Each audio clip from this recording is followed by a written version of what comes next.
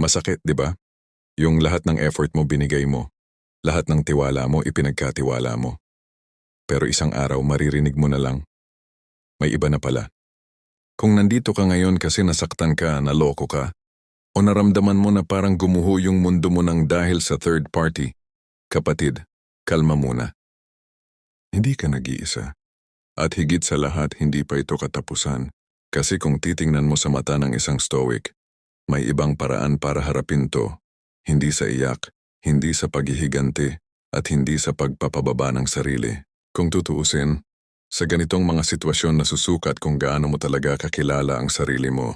Lahat ng tao, pag nakaranas ng third party, dumadaan sa tatlong yugto. 1. Pagkalito mo, bakit niya nagawa to? 2. Paghahanap ng dahilan, ako ba ang may mali? 3. Paghihiganti o pagsuko. Sige, gagantihan ko siya. O ayoko na sa lahat. Pero sa totoo lang, hindi naman yun agad ang problema. Ang problema, hinahayaan natin na ang emosyon ang magdikta ng direksyon natin. Kapag nasaktan ka, natural na gusto mong iparamdam yung sakit pabalik. Parang larong apoy, tinunog mo ako, sige, susunugin din kita. Pero sa Stoicism, tinuturo nila na ang tunay na lakas ay hindi sa paghihiganti, kundi sa pagpigil sa sarili. Kasi kapag pinili mong gumanti, ang totoo niyan, hindi mo siya tinatalo, ginagaya mo siya. Isipin mo to. Parang may bahay kang matagal mong itinayo. Brick by brick. Lahat ng pagod, pawis at oras mo. Ginugol mo para lang maging maayos yung tahanan na yon.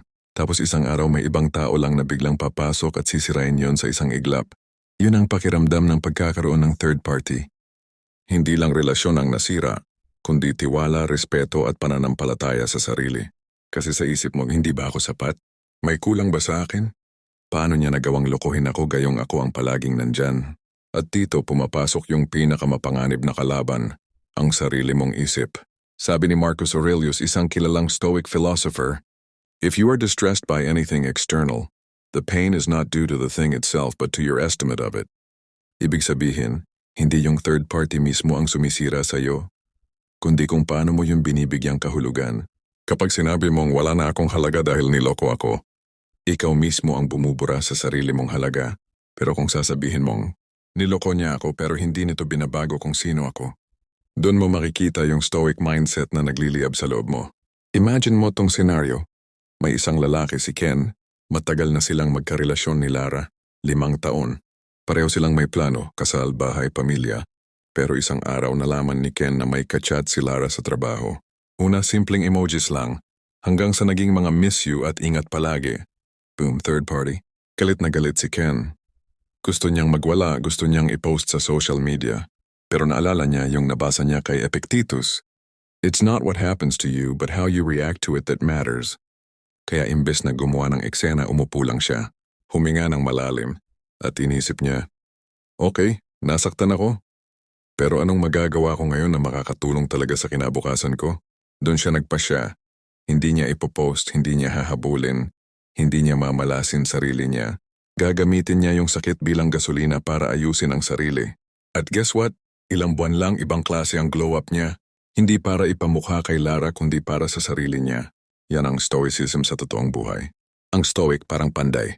Kapag sinubok ng apoy, hindi siya natutunaw. Lalo siyang tumitibay. Ganon din sa sitwasyong may third party. Oo, masakit pero isipin mo, kung hindi ka nito pinanday, magiging ganon ka pa rin bang matatag ngayon? The obstacle is the way. Marcus Aurelius. Ibig sabihin minsan, yung sakit mismo ang daan papunta sa lakas. Kaya imbes na itanong mo, bakit ako? Mas magandang itanong mo, anong tinuturo sa akin ang sitwasyong to? Ang pag-ibig, minsan parang halaman. Akala mo natutuyo kasi hindi mo na siya dinidiligan. Pero minsan, kailangan lang pala niyang maulanang mag-isa para tumubo ulit. Sa tamang panahon. Ganon din sa iyo. Kahit niloko ka, kahit iniwan ka, hindi ibig sabihin na tapos na ang kwento mo. Baka nga dun palang nagsisimula yung mas matatag na version mo. 2 lang ang pwedeng piliin ng isip mo. 1. Yung mga bagay na kaya mong kontrolin. 2. At yung mga bagay na hindi mo kayang kontrolin. Kaya sabi ng mga stoic, huwag mong ubusin ang enerhiya mo sa bagay na wala ka namang kontrol. Hindi mo kontrolado kung may third party siya. Hindi mo kontrolado kung babalik pa siya o hindi. Pero kontrolado mo kung paano ka tutugon. Kaya kung gusto mong gumaling, magsimula ka sa pagtanggap. Hindi ko ito gusto pero tanggap ko na nangyari ito. Doon magsisimula yung kapayapaan ng isip. Example 2, babae naman ang niloko. Si Mika, isang mabait na girlfriend. Siya yung tipo ng babaeng hindi nagrereklamo, hindi nagche-check ng phone at laging nagbibigay ng tiwala. Pero isang araw, nakita niya sa messenger ng boyfriend niya, may tawagan, may sweet messages, may heart emoji. Parang tumigil ang mundo niya. Nanghina siya, napaiyak at parang gusto niyang maglaho. Pero sa halip na magwala, binuksan niya yung journal niya. Sinulat niya, "Hindi ko kontrolado kung ano ang pinili niya. Pero kontrolado ko kung paano ko hahawakan yung sakit na to." At doon niya napagtanto, hindi niya kailangang patunayan ang halaga niya sa taong niloko siya kasi ang halaga niya ay buo kahit sino pa ang bumitaw. Kapag may third party, ang natural na reaksyon ay tatlo. 1, magiganti. 2, magmakaawa. 3, magpanggap na okay. Pero ang stoic may ikaapat na paraan, manahimik, obserbahan at kumilos ng may dignidad. Hindi dahil mahina siya, kundi dahil alam niyang hindi niya kailangang ibaba ang sarili niya para lang ipakita na nasasaktan siya. Silence is a weapon for those who understand peace. Kasi minsan hindi mo kailangang sumigaw para marinig. Ang katahimikan mo na may dignidad, yun na mismo ang sigaw ng isang taong hindi kayang sirain ng panloloko. Kung gusto mong makaahon mula sa third party, ito ang stoic formula. 1, recognize the pain. Huwag mong itago. Aminin mo na nasaktan ka. Hindi kahinaan yun ay katotohanan. 2, reflect, don't react. Bago ka gumawa ng kahit anong hakbang, magpahinga muna, huminga, mag-isip, tanungin ang sarili. Anong makakabuti sa akin long term? 3, rebuild your center. Balikan mo kung sino ka bago siya dumating. Mga pangarap mo, mga goals mo, mga tao na nagmamahal sa'yo, bumalik ka sa kanila. 4, release what you can't control. Hindi mo kailangan ipilit ang taong ayaw na. Hindi mo rin kailangang maghintay ng closure. Kasi minsan ikaw mismo ang closure mo. Ang stoicism hindi tungkol sa pagiging manhid. Tungkol ito sa pagiging matatag kahit may bagyo. Kasi sa huli ang tao na marunong kumalma sa gitna ng kaguluhan, siya ang totoong malakas.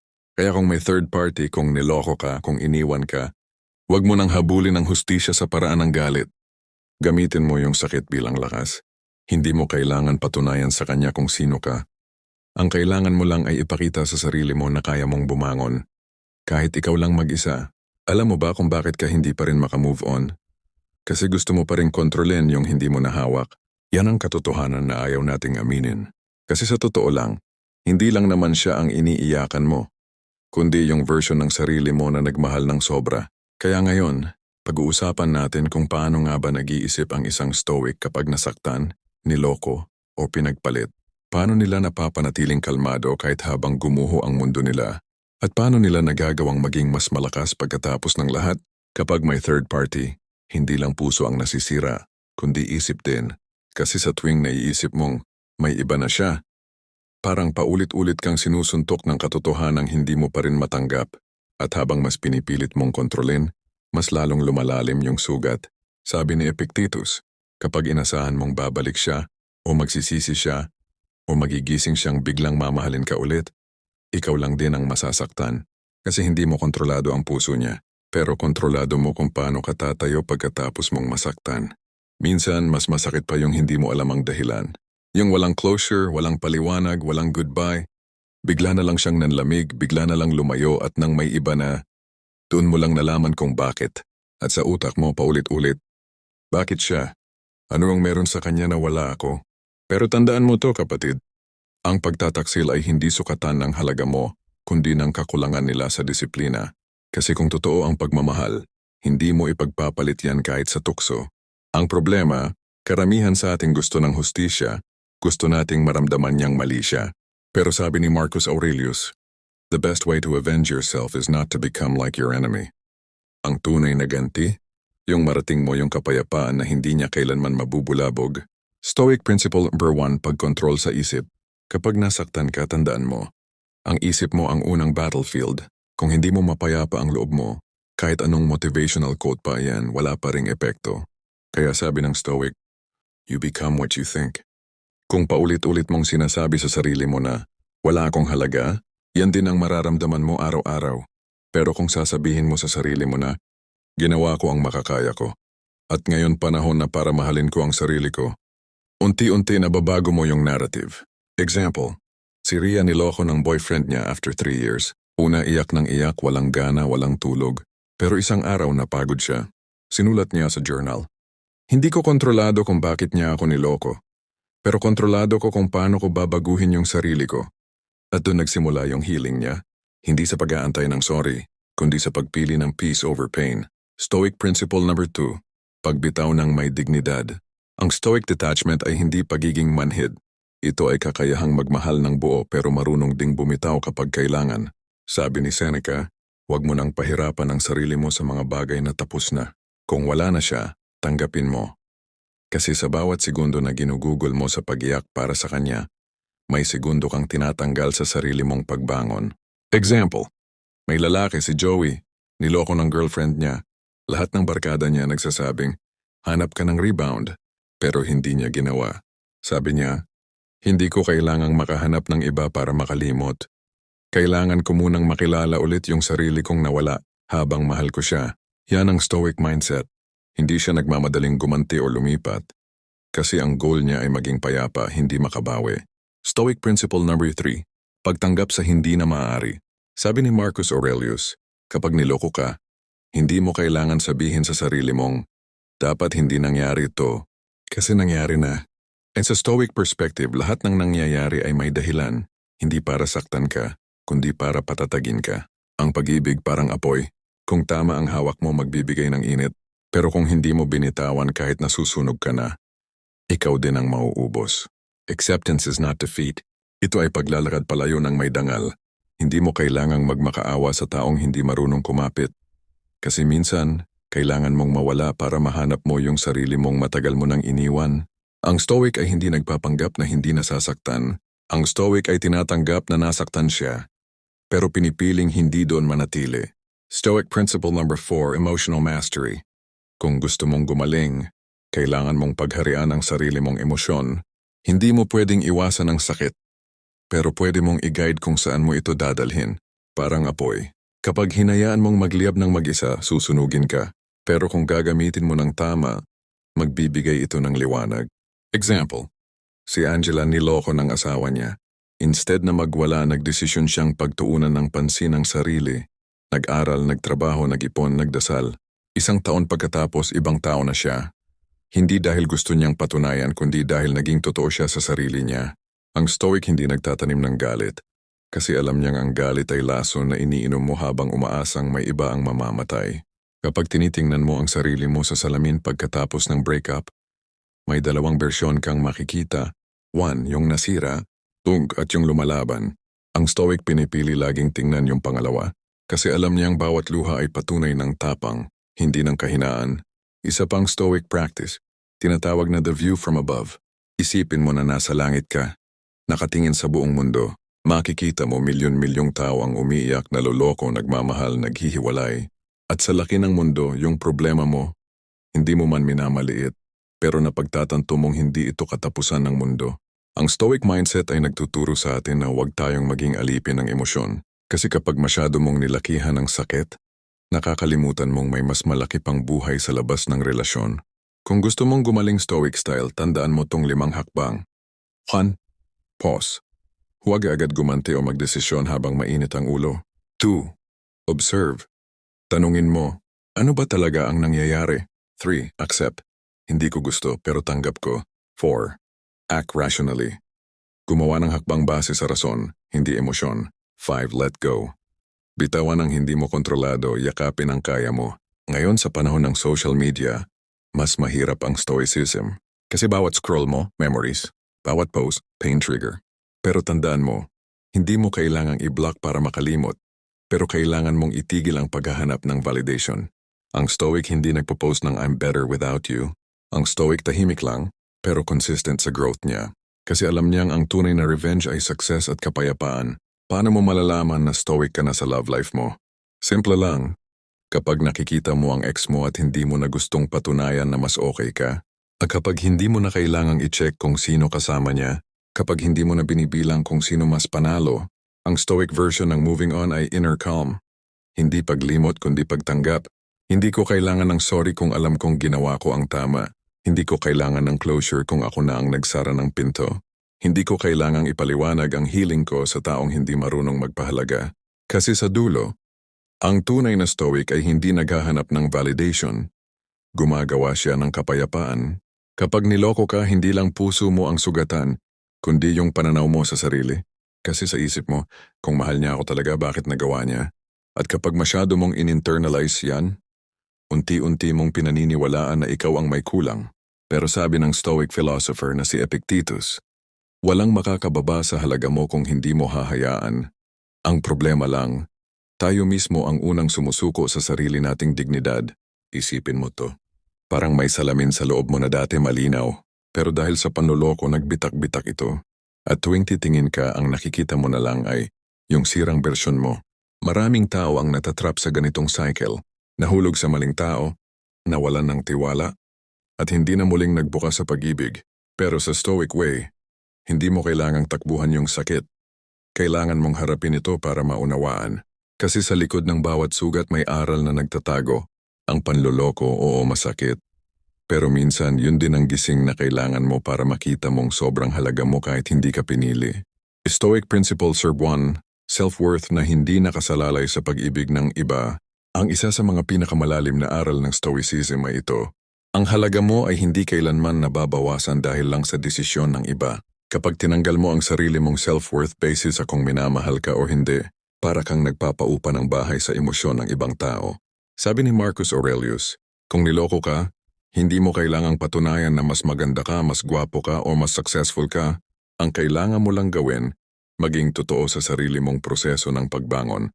Example, si Miko, niloko ng partner niya habang OFW siya. Hindi siya nag-rant online. Hindi rin siya nag-rebound. Ginamit niya yung sakit bilang gasolina para mag-aral, mag-ipon at mag-ayos ng sarili.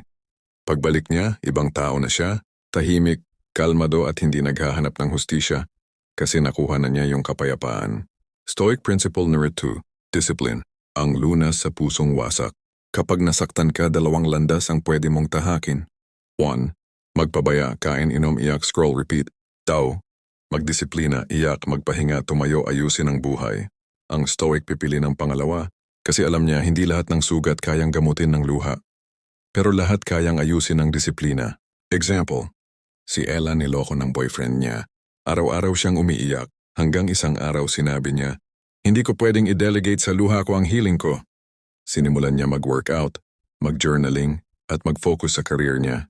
At habang ginagawa niya yon, napansin niya, unti-unti, hindi na yung sakit ang laman ng isip niya, kundi progress. Disiplina ang bagong gamot ng mga Stoic. Kasi kapag kaya mong kontrolin ang sarili mo, hindi mo na kailangang kontrolin ang iba. Stoic Principle number 3, Purpose, ang dahilan ng pagbangon. Tanungin mo sarili mo, bakit ko gustong gumaling? Kung ang sagot mo ay para makita niyang nagsisi siya, ibig sabihin, nakatali pa rin ang healing mo sa kanya. Pero kung ang sagot mo ay para maging mas mabuting bersyon ng sarili ko, doon pa lang nagsisimula ang tunay na pagbangon. Sabi ni Marcus Aurelius, huwag mo nang pagdebatehan kung sino ang tama o mali. Ipakita mo sa kilos mo kung sino ang marangal. Example, si Raymond after ng breakup, nagdesisyon na mag-volunteer sa mga kabataan.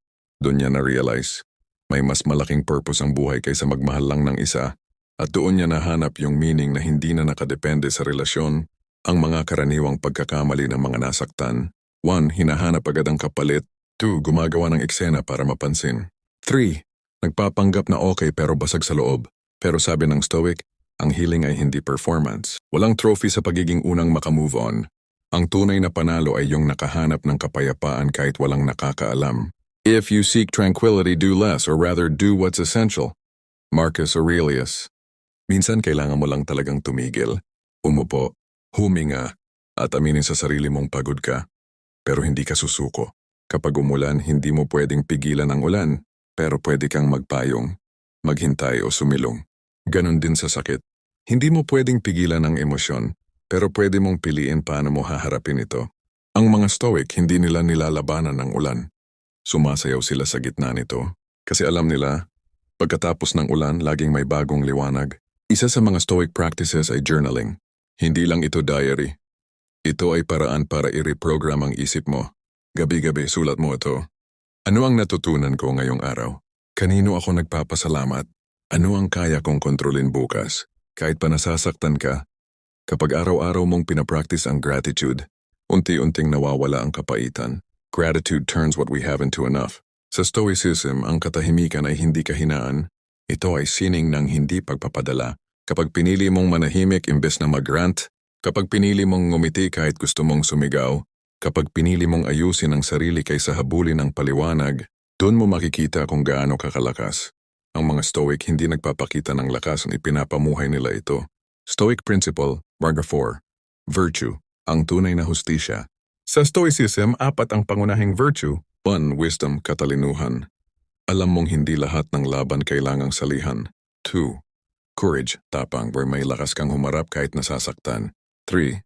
Temperance and disiplina. Marunong kang maghintay, hindi pa dalos-dalos. 4. Justice, katarungan. Ginagawa mo ang tama kahit walang nanonood. Kaya kahit niloko ka, kahit sinaktan ka, huwag mong hayaan na mawala yung 4 na yan sa'yo. Kasi kapag pinanatili mo yan, ikaw na ang panalo. The soul becomes dyed with the color of its thoughts. Marcus Aurelius. Kung puno ka ng galit, magiging kulay galit ang buhay mo. Pero kung puno ka ng wisdom at peace, kahit sino pa man ang nawala, ikaw pa rin ang panalo. Ang apoy pwedeng manira pero pwede ring maglinis. Depende kung paano mo ito hahawakan. Ganon din ang sakit. Pwede kang lamunin nito o pwede mong gamitin para linisin ang mga lumang bahagi ng sarili mo na hindi na dapat manatili. Pagkatapos ng apoy may abo, pero tandaan mo, sa abo rin tumutubo ang bagong simula. Minsan, ang pagkawasak mo ang daan para mas makilala mo ang sarili mo. Ang pagbangon ng marangal na tao. Step 1, awareness. Tanggapin mong nasaktan ka. Pero huwag mong gawing pagkakakilanlan ng sakit. Step 2, action. Ayusin ang buhay mo unti-unti. Isang araw, isang hakbang, isang panalangin. Step 3, alignment. Siguraduhin na bawat desisyon mo ay nakaayon sa kung anong marangal, hindi sa kung anong madali. Step 4, ascension. Pagdating ng panahon, hindi mo naiisipin ang nakaraan kasi magiging abala ka sa pag-abot ng mas mataas na version mo. Sa panahon ngayon, mas madaling palitan kaysa pag-ayusin. Pero sa Stoicism, mas mahalaga ang pag-ayos ng sarili bago maghanap ng kapalit. Ang ultimate goal ng Stoicism ay ataraxia, mental peace. Ito yung kalmadong estado kung saan kahit anong gulo, hindi ka na kayang i-shake. Kung dati konting trigger lang, iyak o rant agad. Ngayon marunong ka nang ngumiti at sabihing, hindi ko kontrolado ang mundo, pero kontrolado ko ang sarili ko. Yan ang Stoic freedom. Hindi ibig sabihin na hindi ka nasasaktan. Ang ibig sabihin hindi mo na hinahayaan na sirain ka ng sakit. Sa Stoicism, laging may rebirth. Ang bawat sugat parang marka ng bagong kabanata. Kaya kapag tiningnan mo ang sarili mo ngayon sa salamin, makikita mo hindi na lang biktima ng third party, kundi isang taong pinanday ng disiplina, respeto at wisdom. Hindi mo kailangang kalimutan ang nakaraan, pero kailangan mong patunayan na hindi ka na nakatali rito. Kung nagustuhan mo ang video na ito, comment ka sa baba. Kaya ko nang wala ka. See you on the next video.